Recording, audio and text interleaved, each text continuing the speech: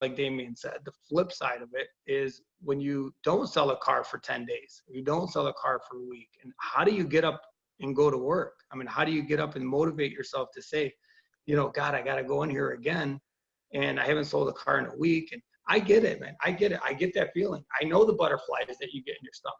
I feel it. I still get them at the beginning of the month. I still feel, we got to start over. But that goes away right away. As soon as I help that first customer, it's gone. But I don't let it bring me down.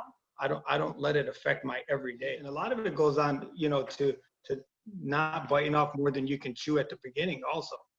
Back in the old world, they would tell you, hey, go buy a car, go buy a bigger house, go get yourself in debt so you can work. And that it's the complete opposite. You got to understand that it is the opposite. You need to be debt free early on. You need to figure out a way to not get yourself stuck, that you're not going to be desperate, worried about selling. So if, obviously everybody has bills and you need to maintain the lifestyle. But, at the beginning, if you're just starting off, and just don't get over your head, because that's what's going to drive you into, that desperate selling mode. And you're going to feel like you have to sell, and if you don't have that feeling, then you're not going to be worried about the next sale.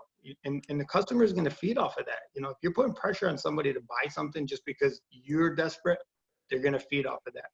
If you're simply helping somebody, and you're actually listening to their needs and their wants, and you understand what's happening, and you're aware of their position, and you're aware of the customer, and paying attention for the right reasons, then you're going to have a lot higher percentage, a lot higher closing ratio. So I'm not thinking about, am I going to ever sell a car again? Because I know that feeling is horrible. Damian, that feeling is like the worst feeling ever. You haven't sold a car in 2-3 days. You got the manager yelling at you. You got other people selling cars around you. And you're thinking, what am I doing wrong? Just breathe.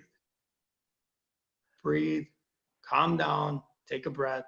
Think, okay, I'm just going to back off for a second. I'm going to think about why I'm here. Who am I going to help next?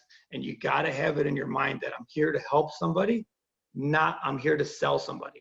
Okay? And so one of the remedies that I would give is I would say, okay, here's what I want you to do. Let's just start over like you're brand new.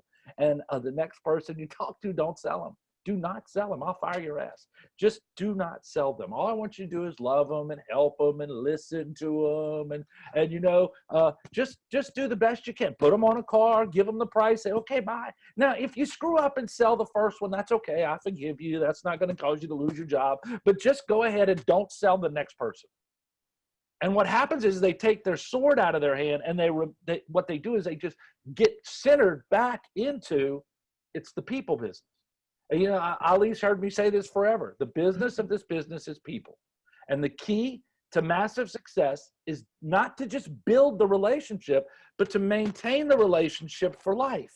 And if you do that, you're going to be profitable. If you do that, you're going to be proud of what you do. And that's what the key is.